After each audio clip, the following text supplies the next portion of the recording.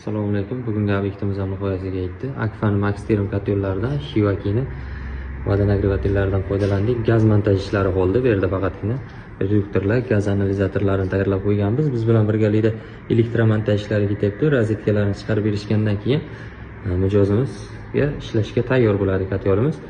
Xo'p, bu yerda vodonagrevatellimiz nakapitel vazifasini bajaradi. Mijozimiz dushdan foydalanadigan vaqtlarida issiq suv birday issiq sovuq holatda kelmasdan birday iliq holatda kelib turishini ta'minlaydi. Xo'p, uyimizda radiatorlarni ham kollektorlariga yig'ib berganmiz. Shu yerdan boshqarilaveradi. Xudo xolasa komnatniy datchiklarni ham mana kabellarini chiqarib qo'yganmiz.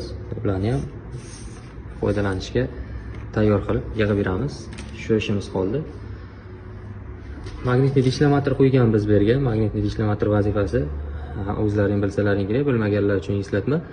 Bu suvda tarkibida malida zanglar baribir bo'ladi. Zanglar o'sha katyolimizga kirmasligini, filtr vazifasini bajaradi. Katyolimizni umrini yana ham uzaytirib beradi. Xo'p, bu yerda balkonimiz bor. Balkonimizda eshigimizga bitta konvektor qo'yishimiz kerak. Konvektorni ham qo'yib bersak, xudo xolasa bo'ldi. Bu oynamizda ertaga qishki kunlarda issiq sovuq bo'lib parlanmasligini vazifasini bajaradi. Suv cho'chiklarni ham qo'yib berganmiz. Keyin mana bu yerga nasos qo'yib berganmiz. Bu resirkulyatsiya vazifasini bajaradi.